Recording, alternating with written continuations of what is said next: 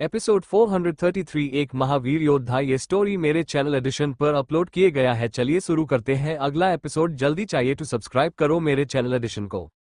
शौर्य और उसके साथी ज्वालापुरी में पहुंच गए थे। यहां आते ही शौर्य ने यहां के लोगों के आम इंसानों के साथ हो रहे व्यवहार को देखा और उसका माथा थैंक गया। उसने आते ही बिना देर किए ज्वालापुरी के शासक लक्षित के लोगों पर हमला कर दिया। एक भयानक मारकाट के मंजर के साथ शौर्य और उसके साथी सीधा मुख्य महल की ओर निकल गए। ये महल एक समय में अग्निकुल का मुख्य महल था, लेकिन आज इस पर धराकुल का कब्जा था। शौर्य के आह्वान पर लक्षित अपनी चतुरंगी सेना को शौर्य पर व्यूह रचकर हमला करने भेज देता है। धातु साधन हमले के तीसरे चरण का उपयोग करके लक्षित शौर्य और उसके साथियों पर हमला कर देता है। इस हमले में सैनिकों के हाथ की विशाल धातु की ढालें जमीन पर सरकते हुए शौर्य और उसके साथियों की ओर बढ़ जाती है। इस हमले में जैसे जैसे वो ढालें शौर्य की ओर बढ़ रही थी, वैसे वैसे उनकी सतह से धातु के विशाल तीर निकलकर शौर्य के ऊपर हमला कर रहे थे। शौर्य इस हमले को देखकर चकित हुआ था, पर उसके और उसके साथियों के चेहरे पर कोई चिंता नजर नहीं आ रही थी। तभी जैसे ही सभी ढालें जुड़ने वाली थी, तभी उनमें से आधी ढले ऊपर चढ़ गई और फिर एक बार ढालें आगे बढ़ने लगी थी। ये नजारा देखकर शौर्य के चेहरे के भाव थोड़े बदल गए और फिर आगे ऐसे ही एक के ऊपर एक ढालें आगे बढ़ते हुए उनकी तरफ आते जा रही थी और वो ऊपर चढ़ती जा रही थी। ऊपर से शौर्य और उसके साथी अपने ऊपर आ रहे तीरों को भी छका रहे थे। अंत में जब सारी ढालें शौर्य से 10 मीटर के अंतर पर आ गई, तब तक उन्होंने शौर्य के ऊपर एक गुंबद बना लिया था और शौर्य उसके अंदर फंस गया था। ये देखकर लक्षित ने एक कुटिल मुस्कान बिखेरी और बोला, जब धरा कुल मिट्टी का उपयोग करके धरा साधन करता था तो भी ये व्यूह रचना अभेद्य थी और अब भी ये अभेद्य है। तुम इसके अंदर से नहीं बच पाओगे शौर्य, इसके आगे देवता भी टिक नहीं पाते। जब लक्षित की आवाज शौर्य के कानों पर पड़ी तो उसने भी एक कुटिल मुस्कान दी और अपने हाथ का पंजा आगे किया और धीरे से बोला, आयामी विघटन। ऐसा कहते ही शौर्य के आसपास का आयाम टूटकर बिखरने लगा और किसी जानवर के पंजे के हमले की तरह वो दरारें उन ढालों से बने गुंबद की ओर निकल गई। जैसे ही वो दरारें उस गुंबद की साथ से टकराई, एक चरमराहट की आवाज हुई और देखते ही देखते सारी ढालें पिघलने लगी और एक के बाद एक विघटित होकर धूल में बदल गईं।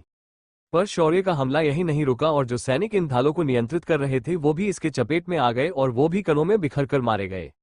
ऐसा भयावह नजारा देखकर कुछ देर पहले लक्षित के चेहरे पर आई मुस्कान अब डर में बदल गई थी। असंभव, ये नहीं हो सकता, आज तक इसे किसी ने भी नहीं तोड़ था। ये अभेद्य विद्या है जो धराकुल को सबसे सर्वशक्तिशाली बनाता है। अग्निकुल वालों, तुमने ये अच्छा नहीं किया। दुर्जन चाचा, अब आपको ही इनसे निपटना पड़ेगा। दुर्जन ने भी ये सुना और पलक झपकते ही वो हवा में शौर्य के ऊपर प्रकट हो गया। उसकी मुष्टि शौर्य के सिर को निशाना बना रही थी। अगर ये हमला शौर्य के सिर को लग जाता है तो उसका सिर किसी तरबूज की तरह फटना संभव था, क्योंकि इस वक्त दुर्जन के हाथ पर एक धातु की परत चढ़ी हुई थी। शौर्य ने अपने हाथ की एक उंगली उठाई और आराम से उसे दुर्जन के मुष्टि के सामने कर दिया। एक धड़ाम की आवाज हुई और दुर्जन की मुट्ठी हवा में ही रुक गई। वो 1 इंच भी नहीं हिल पा रही थी। तभी शौर्य ने अपने दूसरे हाथ को मुंह पर रखा और उबासी लेते हुए बोला, मैं एक बात बताना तो भूल ही गया। मैं तो अर्धदैवीय स्तर का साधक बन चुका हूं, तो क्या तुम सोचते हो कि तुम मुझे हरा पाओगे? उसके साथ ही शौर्य ने अपनी अर्धदैवीय स्तर की गहन आभास को मुक्त कर दिया। उसकी आभा दुर्जन की आभा से बहुत अधिक सघन और वजनदार थी। उसका असर इतना था कि दुर्जन को भी लगने लगा कि किसी ने कोई पहाड़ उठाकर उसके सिर के ऊपर रख दिया हो। शौर्य फिर भी शांत था और उसने हल्के से अपनी उंगली को मोड़ा और उससे दुर्जन को खींचने का इशारा किया। हवा में लटक रहा दुर्जन तुरंत शौर्य की ओर खींचा चला गया। दुर्जन शौर्य की शक्तियों की पकड़ से छूटने की कोशिश करने लगा, पर वो अपनी जगह से हिल भी नहीं पा रहा था। आखिर में उसकी गर्दन पूरी तरह से शौर्य के हाथ में आ गई और वो अपनी जगह पर जम गया। तभी उसे शौर्य की ठंडी आवाज सुनाई दी, मैं जब सिर्फ अधिपति सम्राट था तब भी मैं एक देवता स्तर के योद्धा को मारने की क्षमता रखता था, तो तू ये सोच कि अब मैं खुद अर्धदैवीय स्तर का योद्धा हूं तो क्या मैं तुझे मार नहीं पाऊंगा? जब दुर्जन ने ये सुना तो उसने अपने हाथ पैर ढीले छोड़ दिए, क्योंकि उसे समझ आ चुका था कि उसके सामने खड़ा ये लड़का इंसान नहीं, कोई राक्षस है, राक्षस जिसकी ताकतें अचानक बढ़ जाती है बिना किसी रुकावट के। और ये 10 दिनों पहले सिर्फ महारथी स्तर पर था, पर आज वो अर्धदैवीय स्तर का योद्धा बनकर उसके सामने खड़ा था।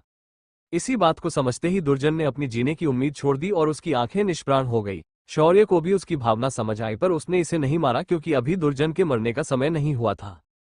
शौर्य ने उसे छोड़ दिया और बोला, तुम्हें किसी से मिलवाना चाहता हूं तो तुम्हें और कुछ देर तक जीवित रखना चाहूंगा। ऐसा कहकर शौर्य ने अपनी 2 उंगलियों को मोड़ा और दुर्जन के सभी चक्रों को बंद कर दिया और उसे दूर फेंक दिया। लेकिन इधर मैदान में कुछ और ही चल रहा था। लक्षित, जो इतनी देर से पूरे आत्मविश्वास के साथ खड़ा था, जब उसने देखा कि दुर्जन की दुर्गति हो चुकी है तो उसने भागने के बारे में सोचा और असमान में छलांग लगाकर उसने बाहर जाने की कोशिश की, पर कुछ ऊंचाई पर जाने के बाद वो किसी अदृश्य दीवार से टकराया और नीचे गिर गया। उसके नीचे गिरते ही शेरा उसके पीछे दौड़ पड़ा। उसने शेरा को अपनी तरफ आता देखकर अपनी धातु ऊर्जा का उपयोग किया और अपने पैरों को जमीन पर जमा लिया। फिर तेजी से वो हर चीज के ऊपर से घसीटते हुए महल के पूरे इलाके में घूमने लगा। जिस वजह से जब शौर्य की नजर मैदान में गई तो उसने देखा कि लक्षित अपनी जान बचाकर आगे भाग रहा था, तो उसके सभी साथी उसे डरा डरा कर दौड़ा रहे थे। उन्होंने ज्वालापुरी के इस शासक को एक भीगी बिल्ली बनाकर रख दिया और उसके पीछे कुत्ता छोड़ दिया था। मैदान में रोमांचक कुत्ते बिल्ली का खेल शुरू हो चुका था, पर शौर्य के पास इस खेल का मजा लेने का समय नहीं था, इसीलिए वो अचानक लक्षित के सामने प्रकट हो गया और उसने एक जोरदार थप्पड़ लक्षित को दे मारा। लक्षित सीधा उड़कर एक दीवार में धंस गया। शौर्य ने फिर उसे भी वहां से उठाया और उसके चक्रों को बंद करके दुर्जन की बगल में फेंक दिया। उसके बाद शौर्य ने डायमेंशन से अग्निकुल के सभी लोगों को बाहर निकाला। डीन के अंदर से ज्वाला, सुगंधा, शाश्वती, लीना, इंदुजा, रेवा बाहर आए। उनके साथ शौर्य की मां नीलम भी बाहर आई। वहीं मां के साथ अंजने हाथ में माखन का कटोरा लेकर उसे खाते हुए बाहर आ गया। उसने बाहर आते ही कहा, मित्र शौर्य, तुम मुझे ऐसे पीछे छोड़कर कहाँ गए थे? खैर छोड़ो, मुझे देखो, मां ने दैवीय गाय के दूध से बना माखन दिया है। इसका स्वाद सबसे स्वादिष्ट है। ये सुनकर शौर्य सिर्फ मुस्कुराया, क्योंकि वो अंजने से मजाक करने का दुस्साहस नहीं कर सकता था। अंजने के पीछे अग्निकुल के सभी योद्धा और लीना के शाखा परिवार के सभी योद्धा बाहर निकल आए। इस वक्त इन सैनिकों की शक्तियां काफी खतरनाक लग रही थी। उनकी सभी की शक्तियां अब स्वर्ग स्तर की हो चुकी थी, पर इस वक्त उनका अनुशासन देखने लायक था। उन्होंने बाहर आते ही एक घुटने पर बैठकर शौर्य को प्रणाम किया और फिर सावधान मुद्रा में पीछे जाकर खड़े हो गए।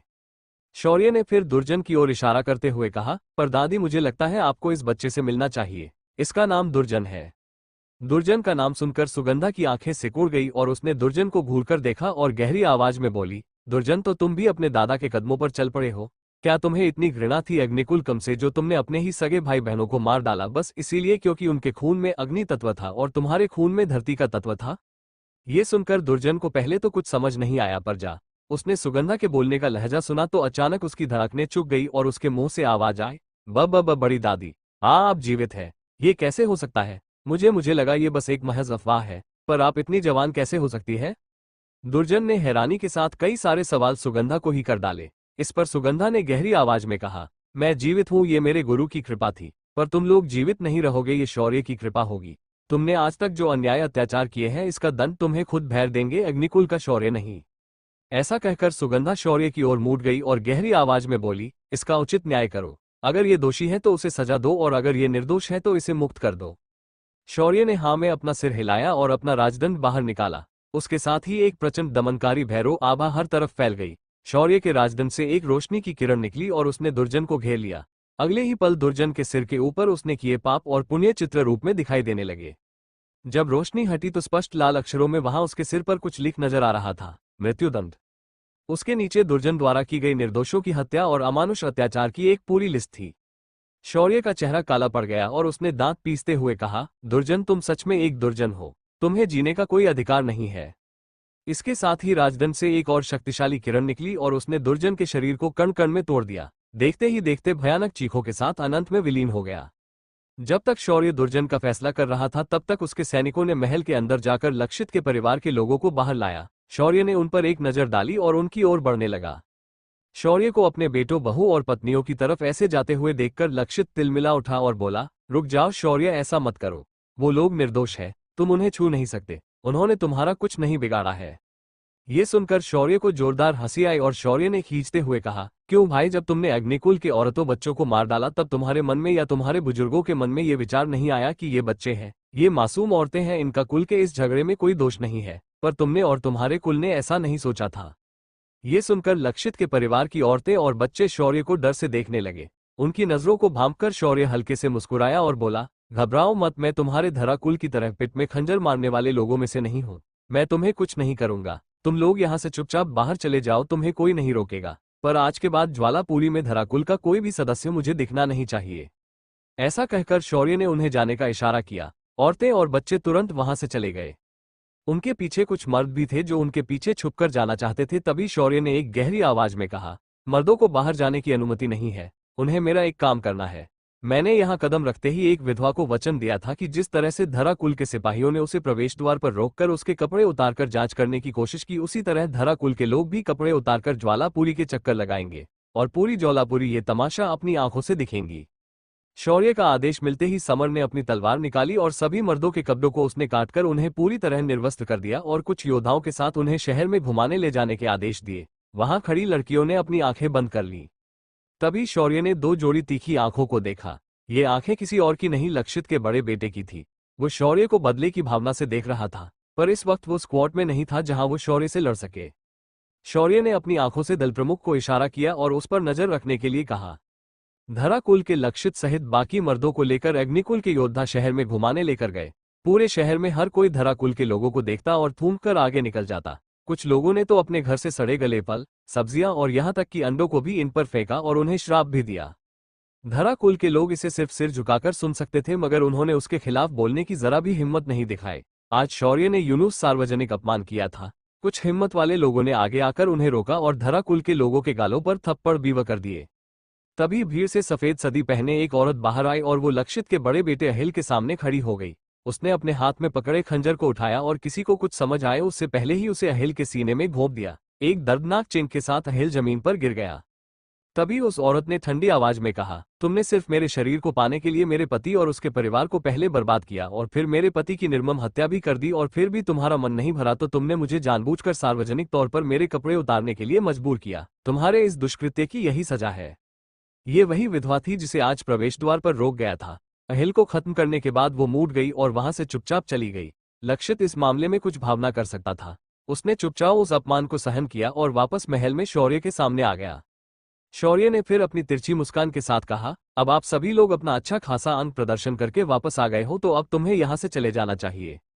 शौर्य के आदेश पर सभी लोग तेजी से बाहर की ओर भाग गए। उन्हें ऐसा लग रहा था कि अगर शौर्य का दिमाग हिल गया तो वो उन्हें वापस अंदर बुलाकर मार देगा। उनके जाते ही शौर्य ने अपनी बंदूक को निकाला और फिर लक्षित से बोला, लक्षित तुमने बहुत सारे पाप किए हैं तो मैं तुम्हें जीवित नहीं जाने दे सकता, तुम्हें आज मारना ही होगा। उसके साथ ही धड़ाम की आवाज हुई और लक्षित का सिर फट गया। हर तरफ सन्नाटा पसर गया। शौर्य के इस हरकत पर क्या धरा कुल प्रतिशोध लेने के लिए शौर्य पर हमला कर देगा? क्या शौर्य अपने इस नए शहर को अपने नियंत्रण में रखने में कामयाब हो जाएगा? क्या ज्वालापुरी के सभी लोग शौर्य के इस सत्ता के हस्तांतरण से खुश हो जाएंगे?